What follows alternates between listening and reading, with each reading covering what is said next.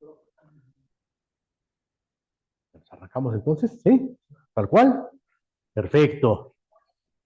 ¿Cómo están? Muy buenos días, tengan todos ustedes bienvenidos a nuestra plática correspondiente hoy aquí, Luis Braille 275. Eso, ahora sí ya me aprendí el número por lo menos. ¿Cómo están? ¿Bien, bien?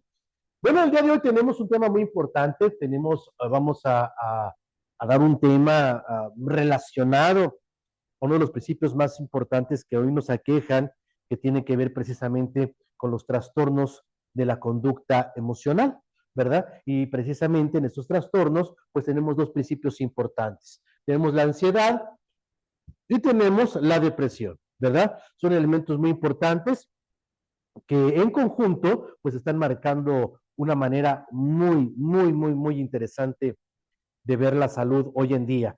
¿Por qué? Porque desde siempre, ¿verdad? Empecemos por Hipócrates de Cos, que nos decía que, eh,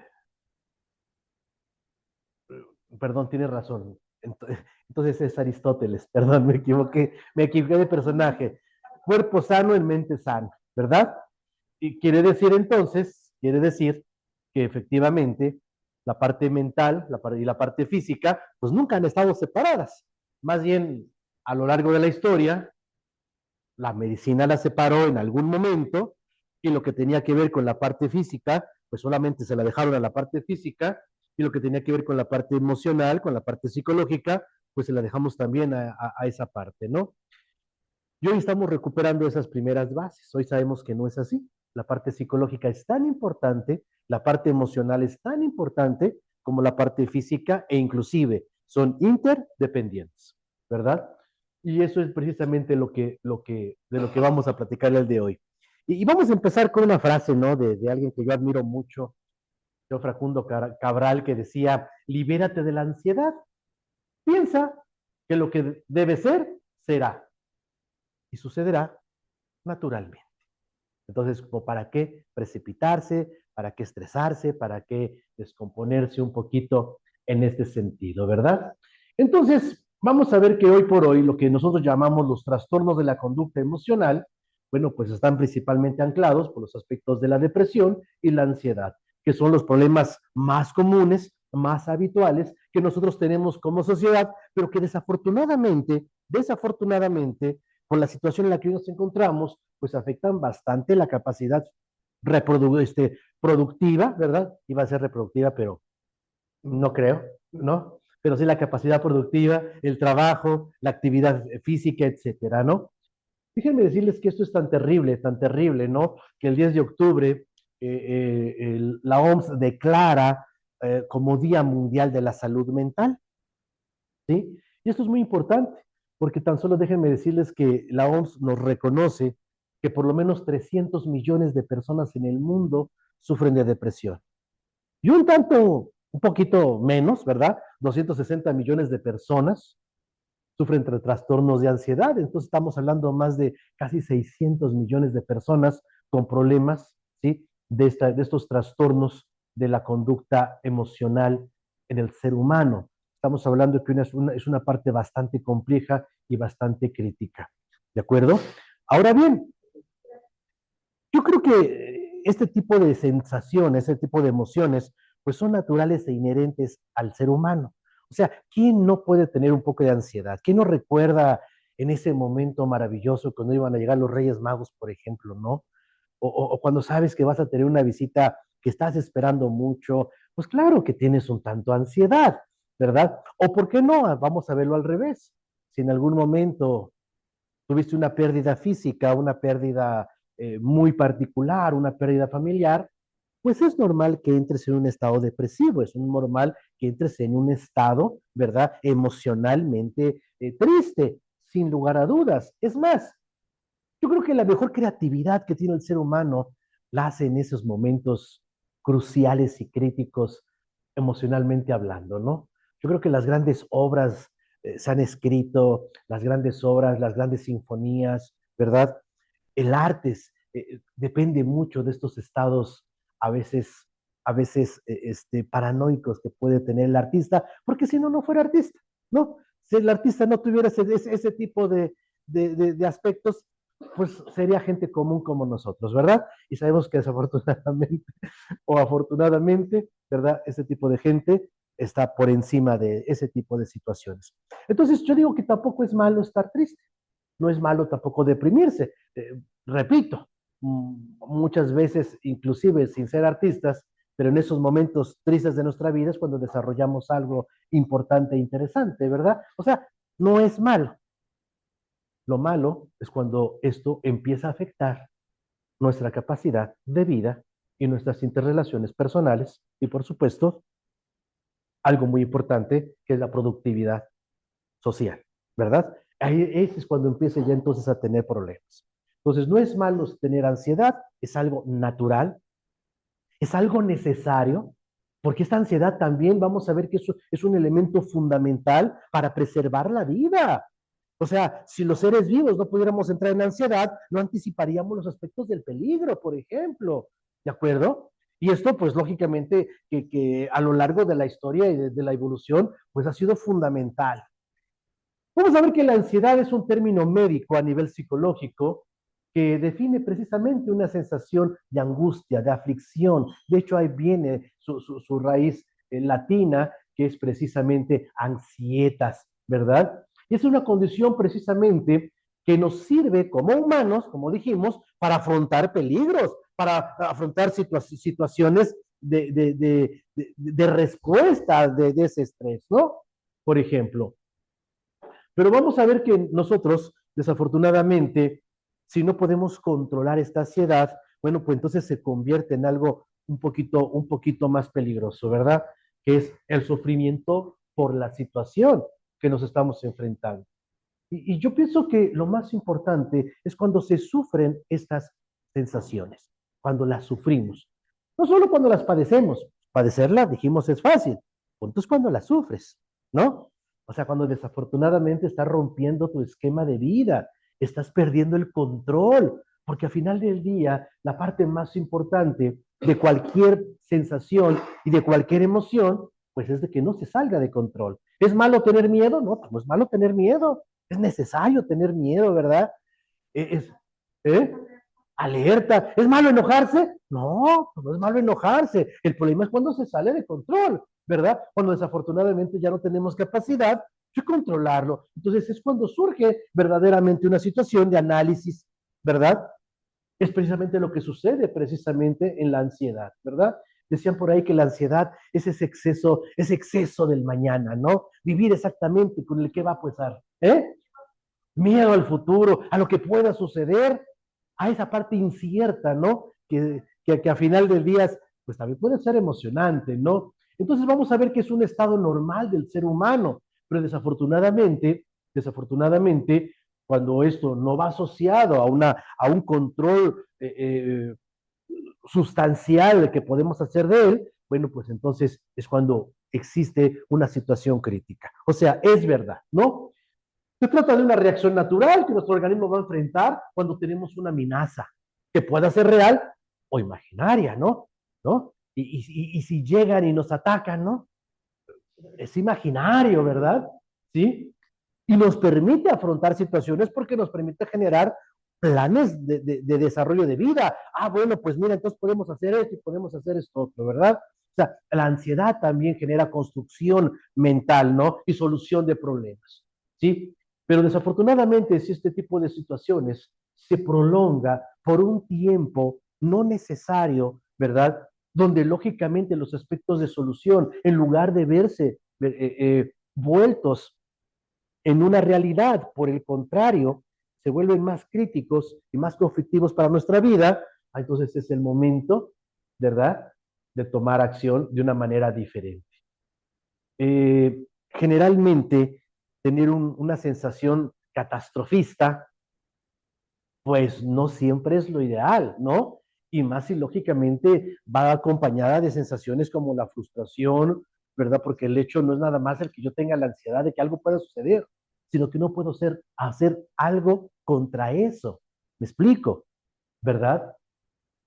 Que lógicamente prevalecen este tipo de situaciones de una manera mucho más compleja en la actualidad, con las sociedades modernas.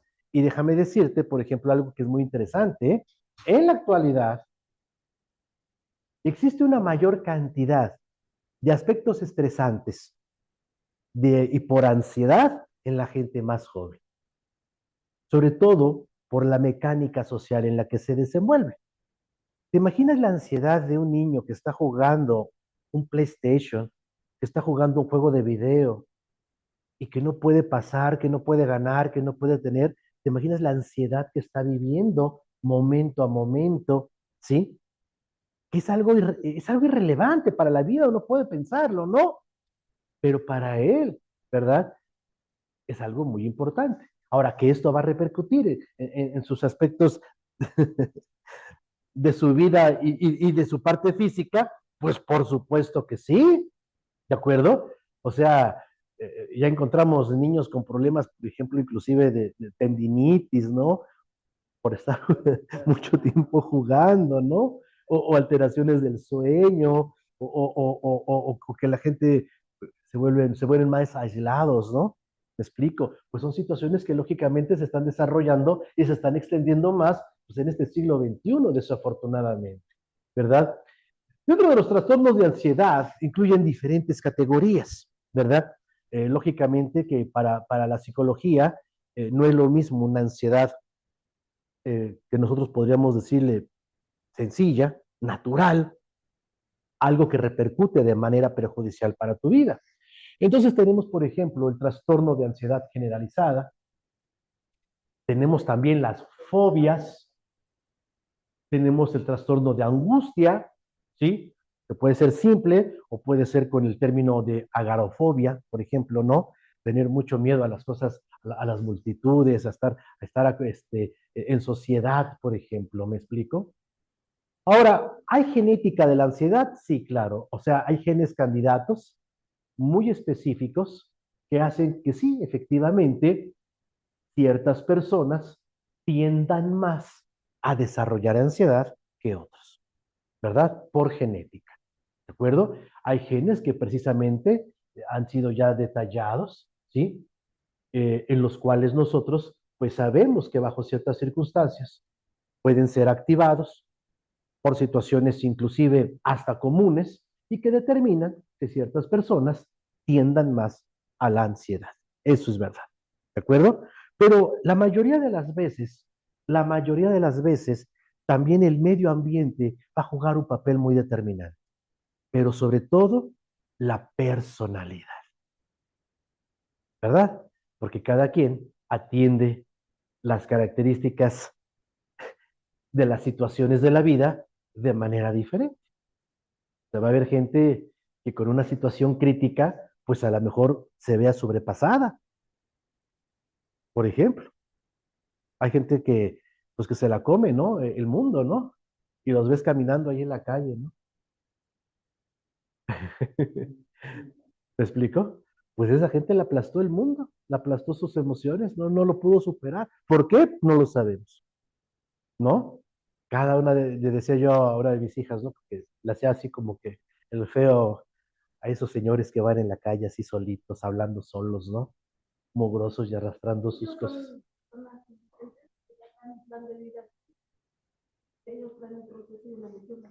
Yo creo que todos. Todos traemos una misión. Todos. Pero ellos ya tienen a vivir su misión en una sola. Y yo creo que lógicamente tienen una historia de vida.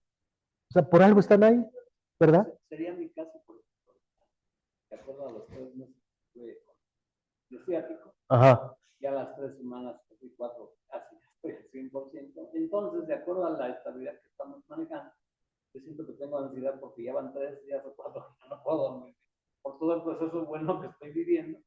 Y de alguna manera, a lo mejor, no a lo mejor, seguro que los productos de las máquinas las quiero empezar a reacomodar con otras personas. Entonces, eso me causa ansiedad y no poder dormir. Por eso digo, o sea, la ansiedad inclusive hasta es positiva, ¿no? Hasta tiene efectos positivos porque te genera o te permite desarrollar planes de vida, ¿no? Proyectos, ¿no? Ya estoy esperando que sea mañana para hablarle a fulano, porque estoy seguro que fulano se va a interesar. O sea, está bien, pero es algo que lo puedes controlar. ¿Me explico? El problema es cuando se sale de control, ¿no? Cuando, por ejemplo, dicen, ¿y qué tal si hay arañas, ¿no? ¿No? ¿Y qué tal si hay arañas donde voy a estar, ¿no? Y es que me dan miedo las arañas, ¿no? Bueno, pues es una situación sumamente interesante.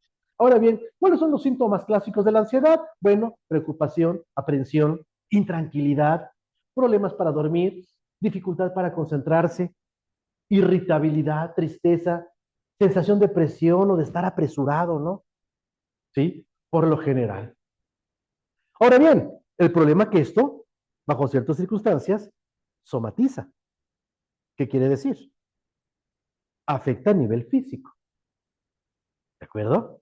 Por ejemplo, empieza a haber cambios en la frecuencia cardíaca, porque lógicamente el estrés empieza a generarse y va a generar cambios electrolíticos, ¿sí? Por eso empieza a haber tensión en la cabeza o en el cuello, dolores de cabeza, náuseas, diarrea, sudoración, boca seca, opresión en la garganta, dificultad para respirar, estreñimiento, temblores, sensación de desmayo, ¿no? Son síntomas clínicos que se incluyen. Ahora, ¿qué causas pueden generar ansiedad? Bueno, el ser humano busca vivir siempre en un estado de confort, ¿verdad? Estar en un círculo de confort, un círculo placentero, ¿verdad? ¿Por qué? Porque desafortunadamente el ser humano, pues somos controladores. ¿Y qué nos gusta? Pues controlar, ¿verdad? Tener todo bajo control. Entonces, cuando algo se sale de ese círculo de confort, cuando algo se sale de lo que yo no puedo controlar del todo, es cuando desafortunadamente se vuelve, pues, una situación, ¿verdad? Estresante. Por ejemplo, la presión en el trabajo, la presión financiera, problemas familiares o sentimentales, divorcio, separación, un duelo, ¿no? Preocupaciones por ser papá o por cuidar a la familia, problemas para hacer frente a asuntos administrativos, tecnológicos, situaciones que nos cambian la vida, ¿no? Como cambiarnos de casa, cambiar de trabajo, ¿no?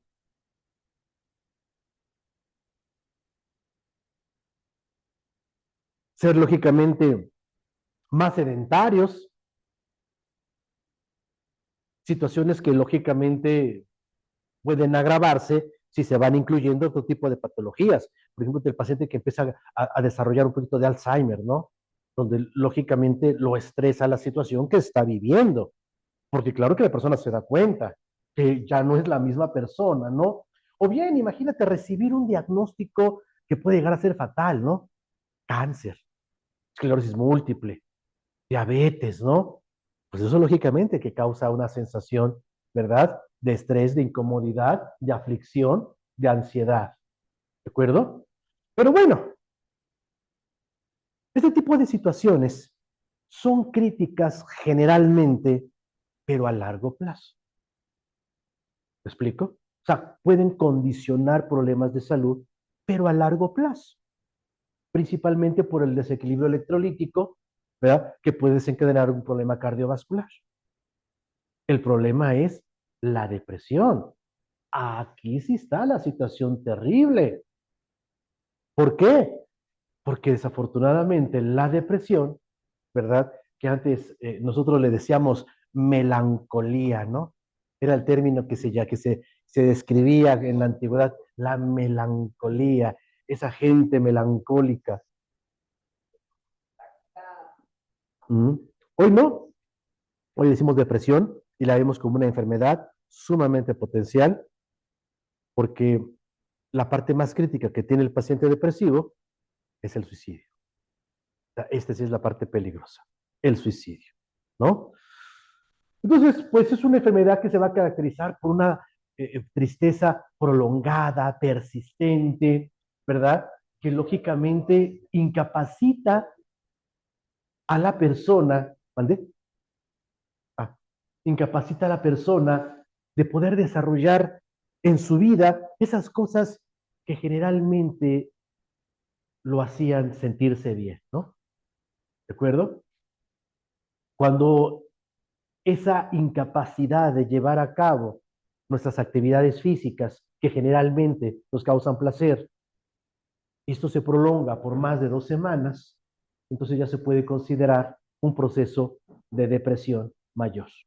¿De acuerdo?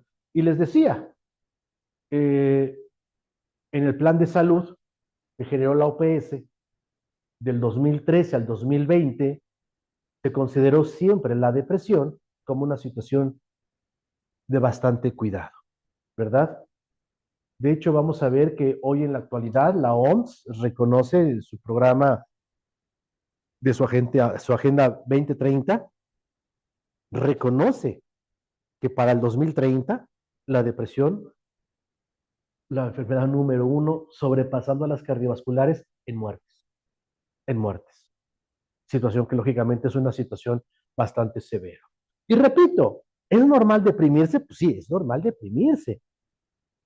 Todos nos podemos deprimir, ¿verdad? El problema es cuando desafortunadamente esta melancolía, esta tristeza profunda está interfiriendo ya con los aspectos diarios comunes, ¿no? Como dormir, comer, disfrutar de la vida, ¿verdad?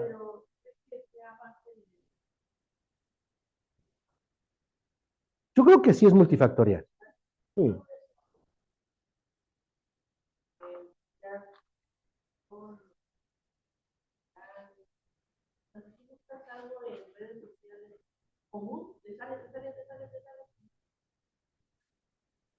Ah, bueno, sí, no, y de hecho ni eso, no, no necesitas eso. Con que lo digas, con que lo pronuncies. Ya hay inteligencias artificiales.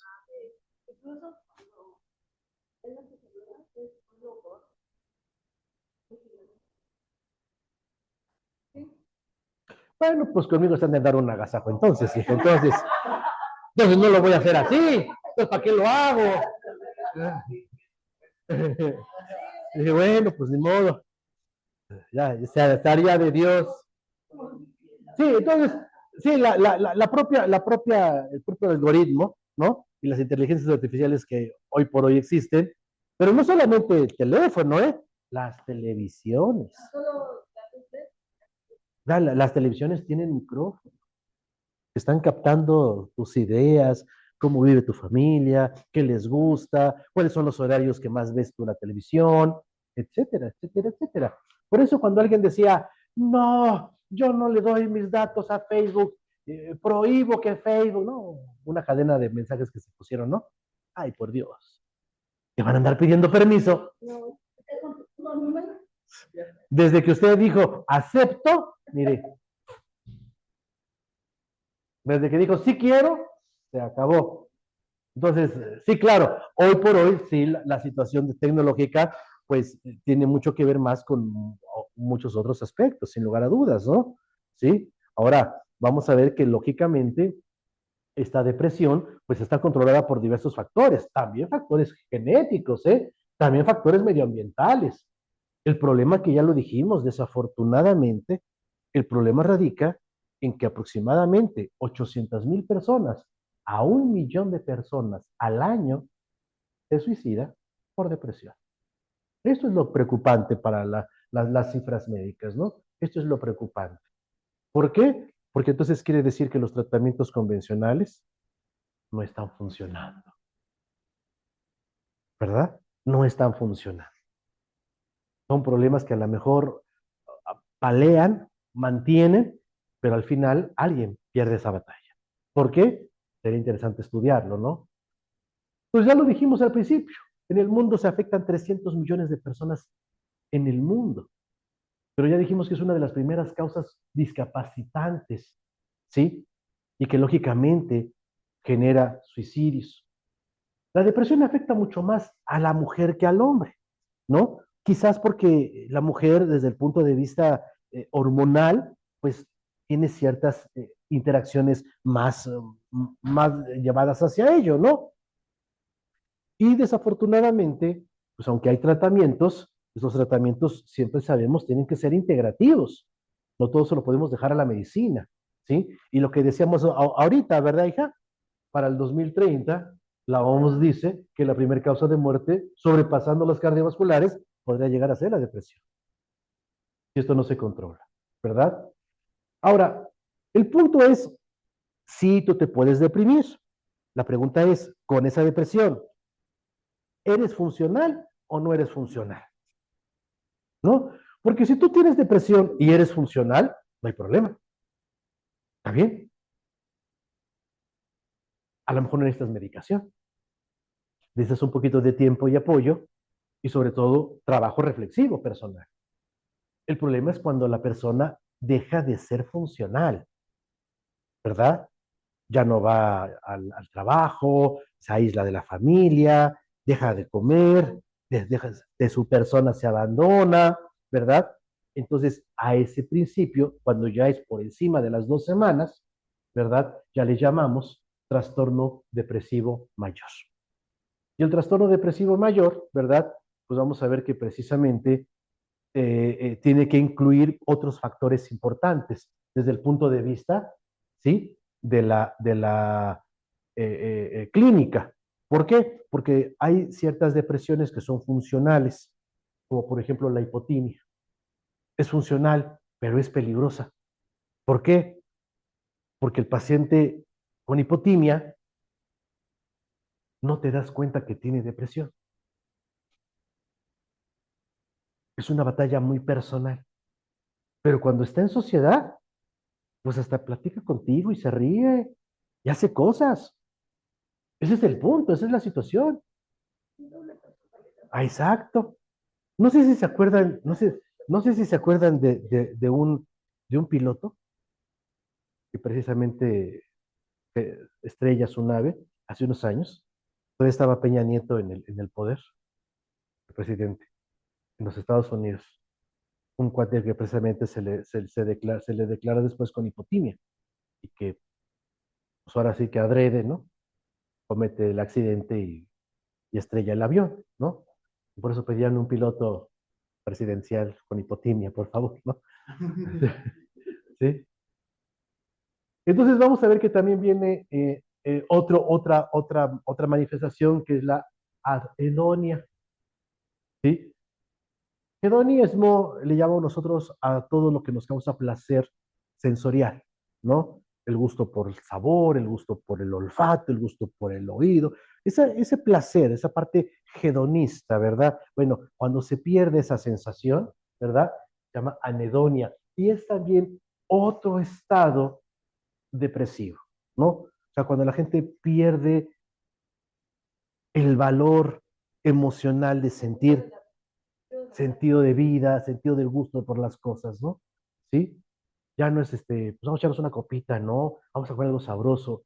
No le ya no tienen interés, ¿no? Entonces, sí hay diferentes grados de depresión.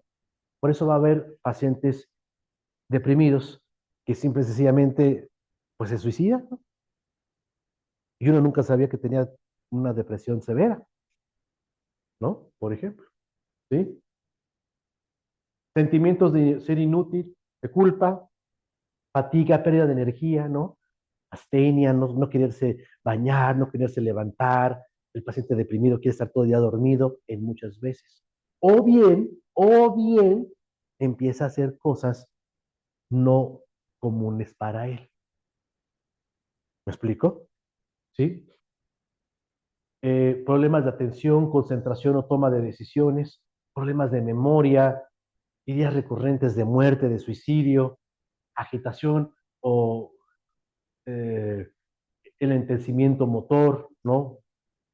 Puede estar con mucha desesperación, o bien simplemente pues, no quererse mover, ¿no? Por ejemplo.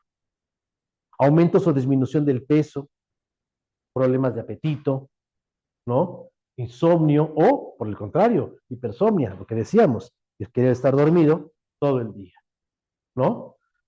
¿Hay genética también de la depresión? Sí, claro, también. También vamos a ver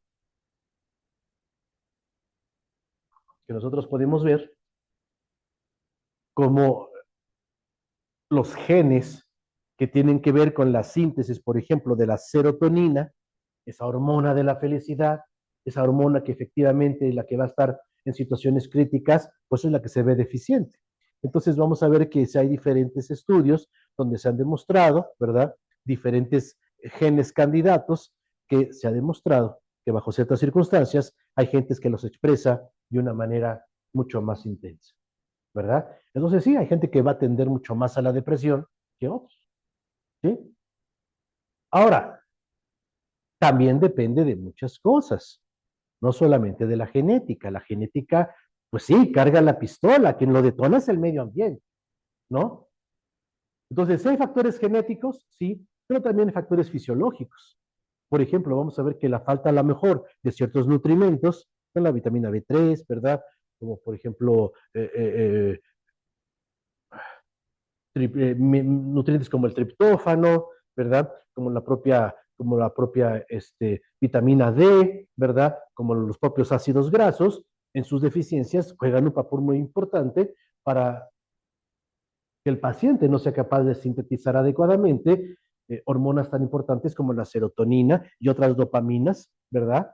Que se producen en nuestro cerebro, por ejemplo, ¿sí? Pero lógicamente, todos los problemas de salud, todos van a ser multifactoriales, ¿verdad? Y lógicamente van a haber situaciones que sean más detonantes para unas personas que otras, ¿no? ¿Sí? O sea, por ejemplo, tengo una amiga muy espiritual, ¿no? Yo digo que es la persona más, pues emocionalmente yo decía la más estable que había conocido, que no era verdad.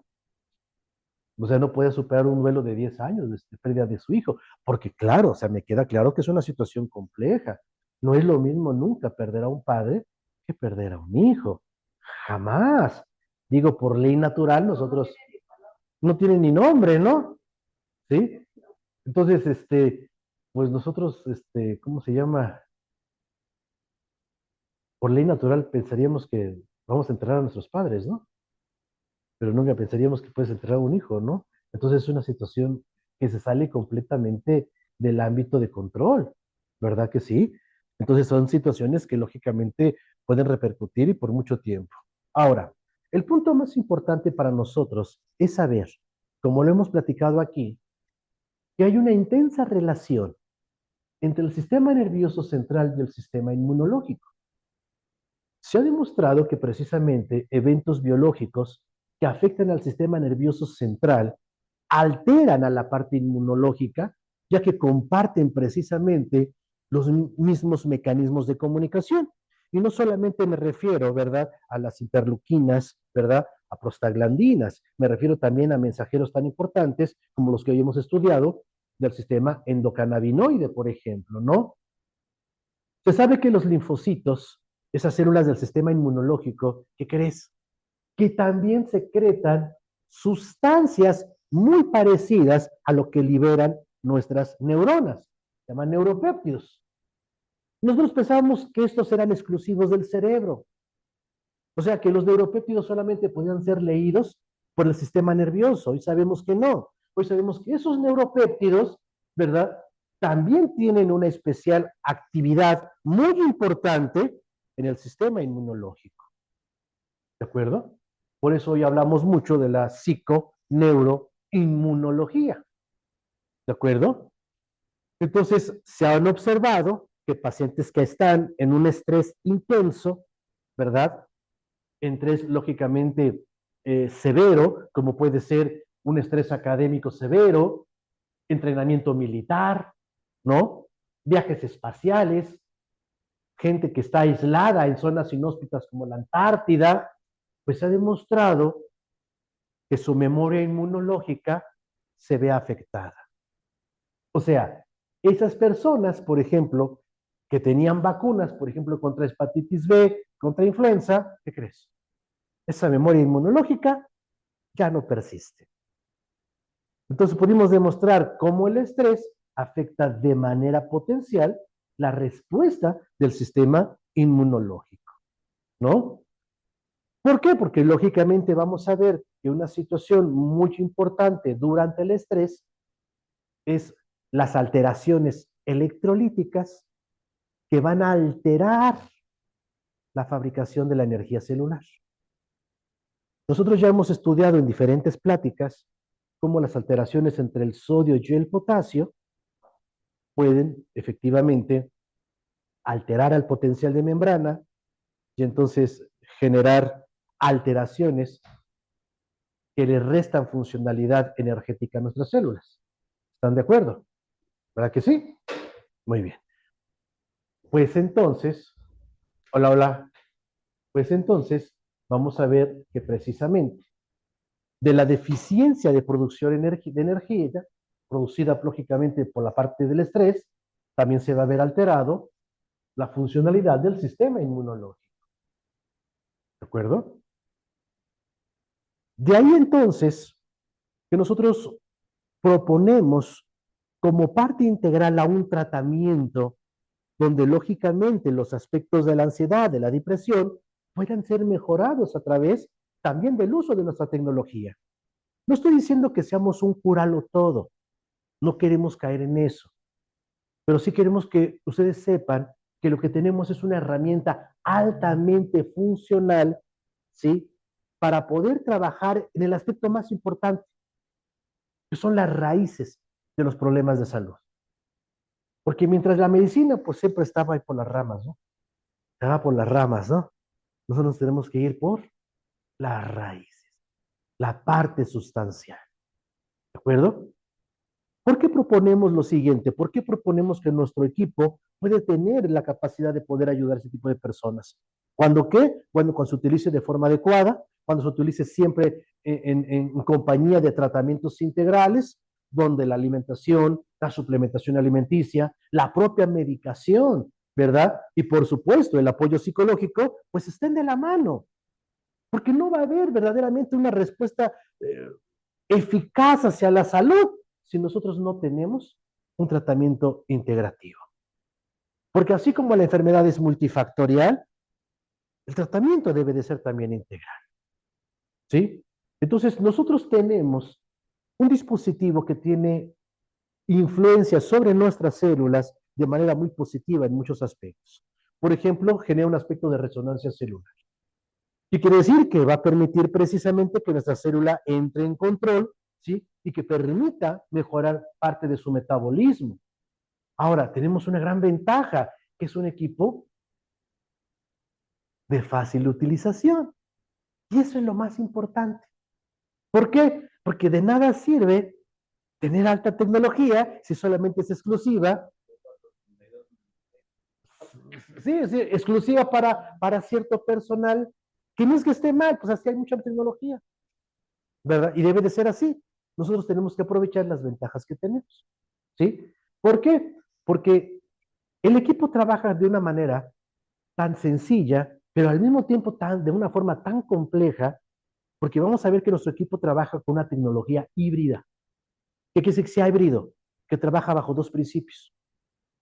Por un lado, la diatermia profunda, o sea, el calor profundo, sostenido, penetrante, y por otro lado, ¿sí? La frecuencia del infrarrojo lejano, los terahertz.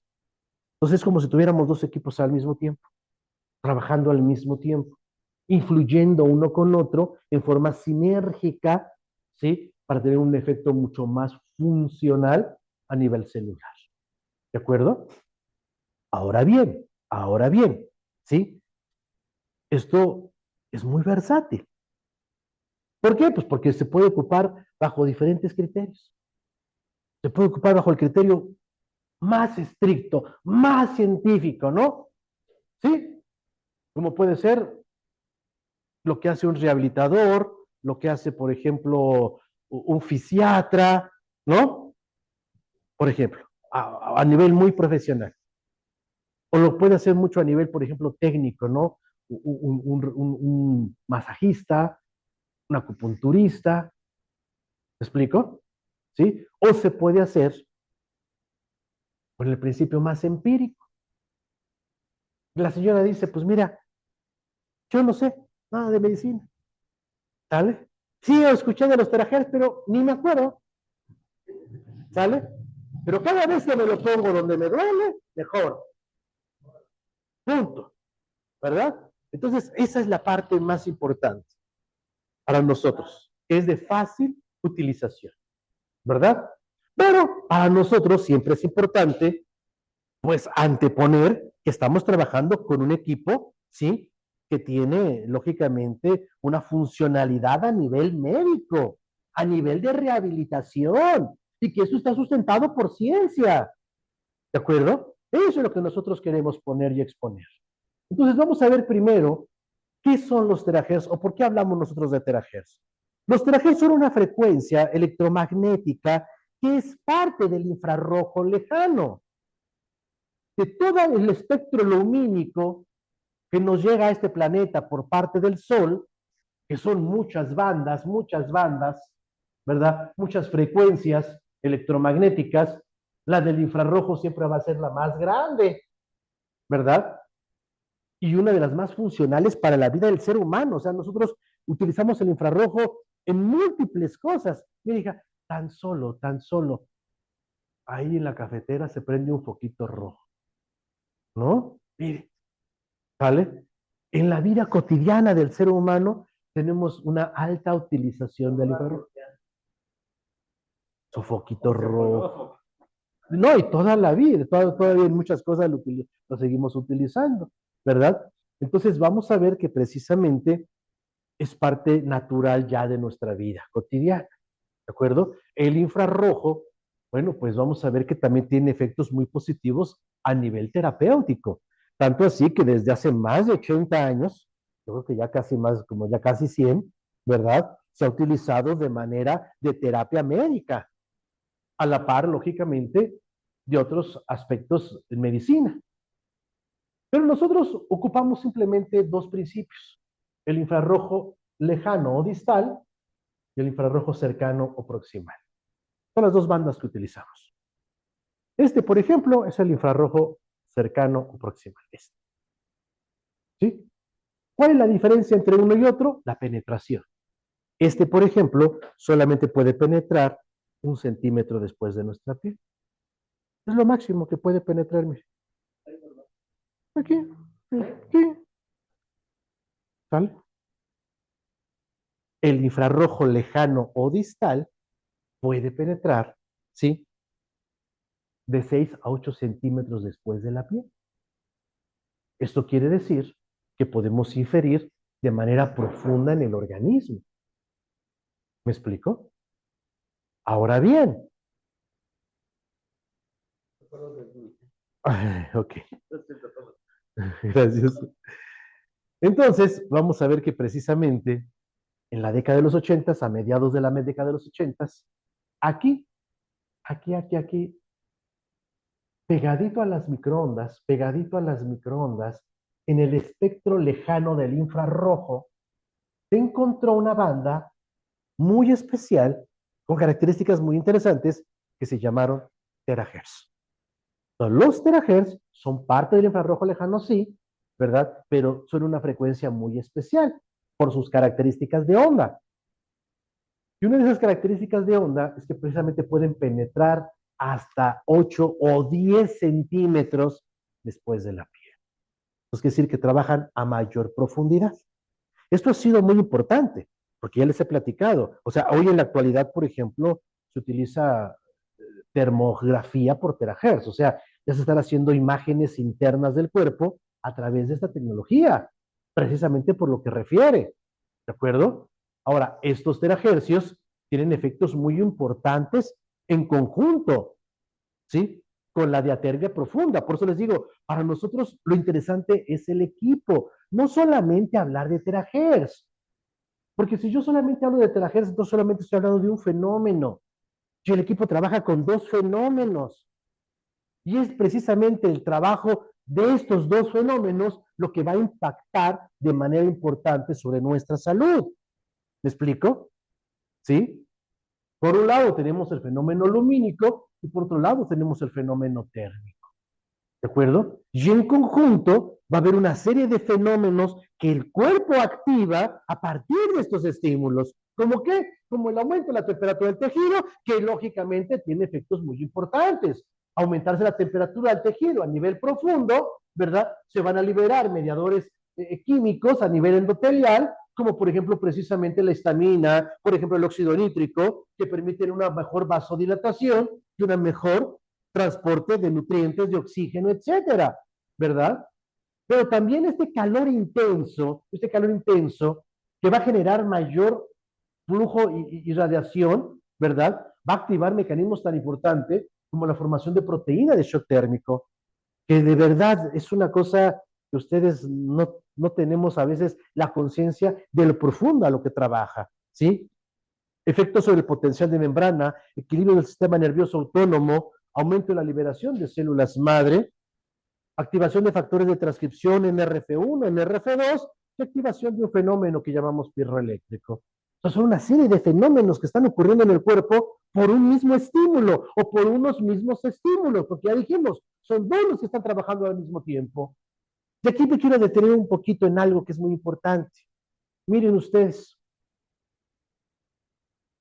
en el año 2000, el doctor Toru Wabu, ¿sí? Un famoso inmunólogo, demostró científicamente y documentó cómo, ¿verdad? Dos sistemas se encuentran en equilibrio en la naturaleza. Por un lado, los glóbulos blancos, el sistema inmunológico, y por otro lado, ¿sí? El sistema nervioso. Esto fue muy importante, ¿sí? Él dice que para el sistema nervioso simpático y parasimpático, ¿verdad? En el sistema nervioso autónomo tienen que estar equilibrados, tienen que mantenerse en equilibrio y que este equilibrio también es altamente dependiente de la regulación del sistema inmunológico. Mire, John lo descubre de una manera muy sencilla, o mejor dicho, lo demuestra, porque ya desde hace mucho tiempo nosotros hablábamos de la psiconeuroinmunología, hablábamos de cómo el sistema inmunológico era alterado por el sistema nervioso y viceversa, ¿verdad? Pero él lo demostró, que es lo más importante, y lo demostró de una manera muy sencilla. Mira, los glóbulos blancos, como ustedes saben, son diferentes tipos de linajes, o sea, hay diferentes tipos de glóbulos blancos. Tenemos los llamados granulocitos y tenemos los llamados agranulocitos, ¿verdad? Les llamamos granulocitos porque tienen gránulos, tienen varios núcleos, ¿verdad? Tienen así como protuberancias, ahorita los van a ver. Y hay unos que no, pero más tienen un solo núcleo. Pero estos deben de mantenerse en un equilibrio. Los granulocitos deben de estar al 60% de todos los glóbulos blancos. Los linfocitos y los macrófagos tienen que hacer en conjunto el otro 40%. Si hay cambios en estas concentraciones, pues nos está indicando que hay afecciones a nivel inmunológico. ¿De acuerdo? Por ejemplo, dice el doctor Toru, cuando los granulocitos aumentan, o sea, los eosinófilos, basófilos y neutrófilos, ¿sí? Vean cómo tienen gránulos, tienen varios núcleos, ¿no? Se llaman granulocitos. El sistema nervioso simpático es dominante, ¿sí? Una cuenta de granulocitos excesiva conduce a enfermedades que dañan los tejidos del cuerpo, como desórdenes autoinmunes y pueden causar enfermedades como el cáncer. ¿De acuerdo? Los linfocitos aumentan, o sea, los granulocitos, cuando el sistema nervioso parasimpático es dominante. Dice una cuenta de linfocitos excesiva conducirá a enfermedades alérgicas e inmunohiperactivas. Demasiado estrés conduce a una situación del sistema nervioso simpático dominante y demasiada relajación conduce a una situación del sistema nervioso parasimpático dominante. El desequilibrio del sistema nervioso autónomo puede además ser debido a otros factores, sin lugar a dudas, la alimentación, la genética, etcétera, sin lugar a dudas. Pero el que el sistema nervioso lo esté afectando es una forma muy útil de revisarlo. Pero ¿qué es lo interesante del doctor Toru Wabu? Que no solamente encuentra eso. El doctor Toru Wabu demuestra y lo publica cómo genera control, ¿sí? A través de la aplicación de infrarrojo lejano, especialmente sobre la espalda. ¿De acuerdo? Y dice, esto propicia un equilibrio entre el sistema nervioso simpático y parasimpático, influyendo en el equilibrio del sistema inmune de forma rápida y sencilla, propiciando un restablecimiento de las diferentes funciones orgánicas. Él lo demuestra. Esto es muy importante. Ahora, más cercano acá a América, en el CULAEM de la Universidad Tecnológica de La Habana, un buen amigo, el doctor Daniel Sayas Guillot, hace este estudio en pares, o sea, lo replica, ¿sí? Demostrando exactamente lo mismo, ¿sí? Primero les hace biometrías semáticas, algo tan sencillo como hacer una biometría hemática, un hemograma, y ya a partir de ahí da terapia y vuelve a hacer la tecnología, ¿no? Y él ve que después de cierto tiempo, los niveles de glóbulos blancos regresan a su estado homeostático, ¿verdad? Ahora bien, cuando hay un calor intenso, cuando hay un calor intenso, existe un fenómeno que se conoce como fenómeno pirroeléctrico, que es precisamente, ¿sí? El que mejore la conductividad eléctrica por calor de materiales, como el caso de la membrana celular, donde va a haber un mejor captación de electrolitos, un mejor potencial de membrana, produciendo mayor cantidad de energía celular. ¿De acuerdo? Eso es lo interesante de la parte de los materiales pirroeléctricos. Ahora, quiero que vean esto. Ya estudios directos, como la irradiación de terahercios de alta frecuencia puede convertirse en un tratamiento, por ejemplo, contra padecimientos, ¿sí? Neurológicos, como es el Alzheimer, ¿no?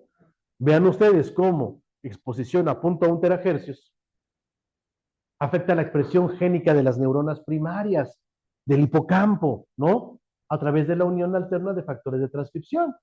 Esto quiere decir que los terahercios afectan la actividad, ¿verdad? Y excitan la actividad de las neuronas. ¿Para qué? Pues para que mejoren y faciliten su trabajo. Por eso después de una terapia el paciente se relaja. Me explico. Le da un sueñito. ¿Ah? Porque a lo mejor no estás en las... Aquí, ¿tú lo has hecho aquí nada más? Porque no hay a lo mejor las condiciones, ¿no? O sea, siempre son importantes las condiciones. ¿Sí? Yo, por ejemplo, ya que vayan al consultorio, van a ver que en la sala de terapia yo regulo la luz, ¿sale? Entonces regulamos la luz, que tampoco esté a oscuras, ¿no? Entonces el paciente se me pierde, pero si le regulamos de luz baja, de a solas, ¿no? ¿Sí? Y lo dejamos descansar después del tratamiento. Entonces ya el paciente, entonces el entorno ayuda y propicia mm, una sensación de mayor sedación, ¿no? Sobre todo para pacientes que son muy nerviosos. Sí, ya general, sí, por lo general. Mire,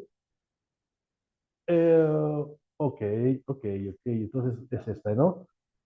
Hoy por hoy, por ejemplo, en neurociencias se están utilizando terahercios para poder mejorar aspectos importantes. Por eso la depresión, por eso lógicamente la ansiedad, bueno, pues son factores que se están empezando a tratar a través de la tecnología de los terahercios. ¿Sí? Bien.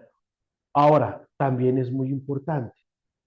Yo dije, el calor también juega un papel muy importante. Por eso yo no les puedo decir qué es más importante, si los terahercios o la diatermia profunda. No, no podría yo decirle uno es más importante que otro.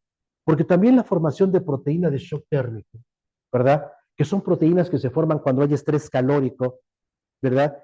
El cuerpo las libera para ayudarse a proteger y a reparar lo que esté dañado, ¿sale? Entonces, hoy tienen mucha implicación para poder estudiar e inclusive predecir enfermedades degenerativas. ¿De acuerdo? Miren, presencia de la respiración del ADN en presencia de un campo de terahercios.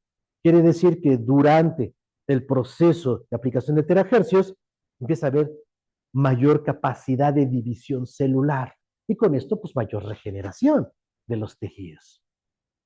¿De acuerdo?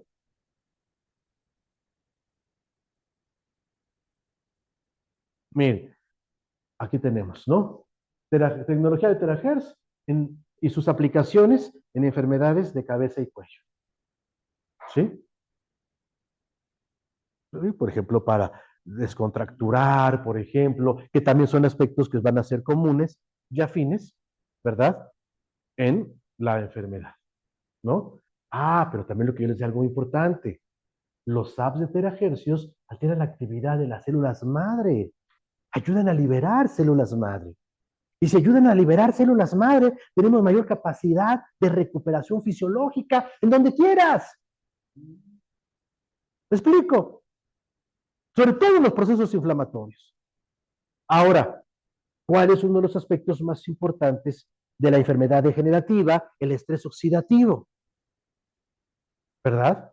Y hoy sabemos que precisamente los rayos infrarrojos lejanos tienen el potencial para activar los mecanismos antioxidantes del cuerpo. ¿Por qué? Pues porque activan la vía de los factores de transcripción NRF2. Entonces el cuerpo es capaz de activar la síntesis de glutatión peroxidasa, de superóxido dismutasa, de catalasas. ¿De acuerdo? Por ejemplo. Entonces, la utilización de nuestro equipo de una manera correcta, pero sobre todo de una manera frecuente, puede impactar de manera positiva en este tipo de problemas de salud. ¿Qué es lo que necesitamos? Disciplina nada más. O sea, que la gente busque ser disciplinada en ese sentido. Y aquí es donde generalmente quien debe de actuar es la familia. Porque si una persona que tiene ese tipo de problemas fuera disciplinada, no los tendría. ¿Verdad que sí? Entonces, ¿perdón? El compromiso. Sí, sí, claro. Entonces aquí es donde debe de actuar mucho la gente que está a su alrededor, ¿verdad? Esto sí es muy importante. Entonces, en conclusión, ¿cuáles son los efectos positivos que tenemos sobre el equipo? Bueno, mejorar el flujo sanguíneo, la neutralización de los radicales libres, detener el sangrado, mejorar el trabajo de las plaquetas, mejorar la energía mitocondrial, mejorar la función inmunológica, facilitar la entrada de oxígeno a la célula, ¿sí? Liberación de células madre, ¿verdad? Disminución de la presión arterial, tener efecto a nivel inflamatorio, relajación muscular, sedación, ¿sí? Aumentar el volumen y la concentración de orina. ¿De acuerdo? ¿Cómo se debe de aplicar? Bueno, yo insisto en darles a conocer mi forma muy particular, pero repito, es mi forma muy particular. Hay diferentes formas de hacerlo, ¿sí? Nosotros aprendimos que era muy importante que el cuerpo activara su sistema circulatorio. ¿Cómo hacerlo? Ahí acostadito, ¿verdad? Hacer deslizamientos circulares por todo el cuerpo. Lo que es importante es que sea con la menor cantidad de ropa posible. ¿Por qué? Para que ni el calor ni el infrarrojo sean absorbidos. ¿Sienta lo que recibe? Pues sí. ¿De acuerdo? Por la parte frontal, aproximadamente de 5 a 15 minutos, y después por la parte posterior, de 5 a 15 minutitos. Posteriormente, hacer desplazamientos largos, rectos, ¿verdad? Desde la cabeza hasta los pies, ¿sí? De forma intensa, porque el calor ahí es intenso, ¿sí? De 10 a 20 minutitos. ¿Eso qué es, hija? ¿Ya ve cómo la están espiando?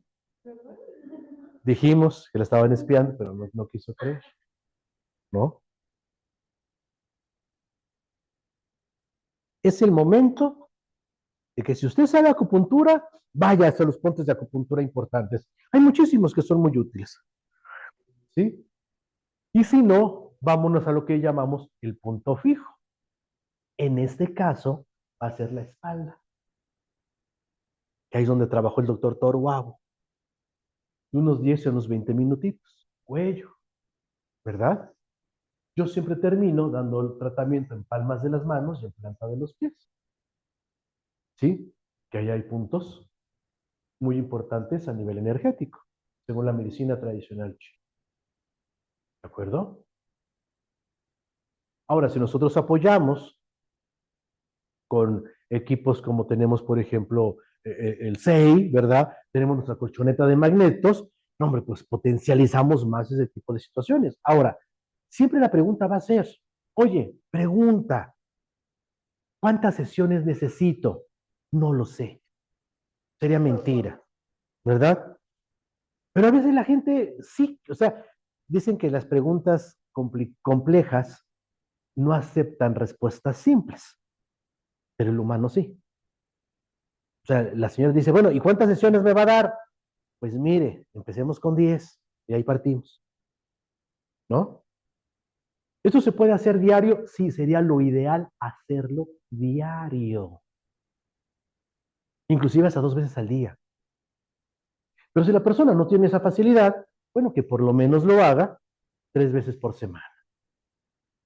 ¿A partir de qué edad? A partir de que el cuerpo lo necesite. Se lo puedes dar a un bebé, se lo puedes dar a un anciano. ¿De acuerdo? ¿Hay alguna interacción? Bueno, generalmente no hay interacciones con medicamentos. Por el contrario, puede ayudar a potencializar otras técnicas como la acupuntura, como la nutrición, como la homeopatía, como la alopatía, etcétera. El propio masaje, ¿verdad? ¿Hay alguien que no se lo pueda poner? Bueno, la gente que sea muy sensible al calor, ¿verdad? Que no lo resista, pues será un condicionante, ¿verdad? La gente que tenga diabetes y tenga su piel muy sensible, nada más estarlo vigilando, sin ningún problema. Sin ningún problema. ¿De acuerdo? Sin ningún problema. La gente que tenga implantes de ningún tipo, no pasa nada. Sean metálicos o sean de silicona, puede utilizarlo cualquier persona con implantes. Nada, en nada, en nada. ¿Vale? ¿Sí? Persona, ¿mandé? ¿Quién le dijo eso? No, hijo, no, no. No ejerce no ejerce un efecto electromagnético que pueda afectar al marcapaso. Los marcapasos hoy en día, hija, pueden aguantar hasta una resonancia magnética. Entonces no hay ningún problema. Sí. ¿De acuerdo? Entonces, no hay quizás la única persona que no se lo podría aplicar, pero en la zona pélvica. En todo lo demás, sí. En los brazos, en la espaldita, que se sienta cansado, sí. Sí. Sobre todo, los primeros meses del embarazo. Pero te voy a decir una cosa, pero si ya está en trabajo de parto, ponle el equipo. O sea, es de criterio. Le puede ayudar mucho, porque al final de cuentas la insuficiencia cardíaca es por falta de energía. Ujú. ¿Sale? ¿Sale? Por ejemplo, la gente que tiene lupus. Bueno, si no tolera el calor, pues no es candidato. Una persona que tiene desgaste de cadera. Le puede ayudar mucho en tratamientos integrales, porque al final del día, pues va a necesitar la formación de aminoglicanos para poder regenerar. Y eso es a base de nutrición, por ejemplo, o de farmacología. Por eso siempre hablamos de tratamientos integrales. Entonces, doctor, por ejemplo, ¿por qué llegó la esclerosis múltiple y por qué ayuda a buena pregunta, mala respuesta. Bien, en el caso de la esclerosis múltiple, tenemos un hueco fisiopatológico. No sabemos exactamente por qué se produce. Nadie lo sabe. ¿Mandé? Hay gente que no, jamás. Tenemos. Lo que yo sé es por base de la emoción. Pues bueno, podremos decir que todas las enfermedades tienen un principio emocional. Pero la esclerosis múltiple sí ya tengo yo dos, fue por cierta emoción. Y si les dio, una ya falleció y la otra falleció. Sí. Pero sí cuenta mucho la emoción porque conocí otro caso donde la chica lo tuvo y estuvo en tratamiento. Y la verdad la brincó. Sí, de hecho, repito, porque hay un hueco fisiopatológico. Pero no sabemos exactamente por qué se produce, ¿verdad? Sin embargo, lo que sí podríamos nosotros ayudar y lo que sí hemos podido ayudar con tratamientos integrales, ¿verdad? Es en que haya una mayor recuperación de la vaina de mielina, incluyendo la nutrición, porque es realmente el problema. Para mejorar mucho y retardar mucho el daño a nivel neurológico, podría apoyar, ¿verdad? Quizás hacer más lenta la enfermedad, ¿de acuerdo? Pero no podríamos decir que va a tener algún resultado más positivo que eso, sería engañar a la gente, sería engañarlos, ¿de acuerdo? ¿Sí? Bueno, pues esto es un poquito lo que les queríamos platicar el día de hoy, ¿verdad? Si hay dudas, preguntas, comentarios, con todo gusto las respondemos. No sé si haya dudas en el chat, hija. Las personas que tienen retención de líquidos. Sí, claro. Sí, muy bien, excelente. De hecho, hemos dado un tema que son piernas cansadas, ¿no? Y una de las causas para las piernas cansadas, precisamente retención de líquidos. Claro, son problemas vasculares, son problemas de circulación. A final del día, hay que cuidar la dieta porque ahí está involucrado mucho el exceso de sodio, por ejemplo. ¿Me explico? Pero claro que sí. ¿No, verdad? No hay dudas, preguntas, comentarios. Es el momento, ¿no? Okidoki. Vamos a esperar que si alguien nos quiere hacer una pregunta, abrir su micrófono, preguntar.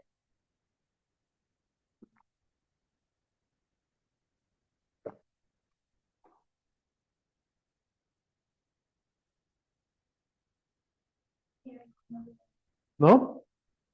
Muy bien, muy bien. Pues muchísimas gracias a todos ustedes. Dios los bendice. Y nos vemos el próximo lunes, ¿verdad? En Zoom, el próximo martes aquí, de manera presencial, ¿de acuerdo? Inviten a sus amistades, inviten a la gente que ustedes crean que el equipo les puede tener una utilidad, ¿verdad? Sin que lo contamines tanto, ¿verdad? Y no le digas algo que ve la plática y platicamos, ¿verdad? Ve la plática y después nos platicas qué nos dices, ¿de acuerdo?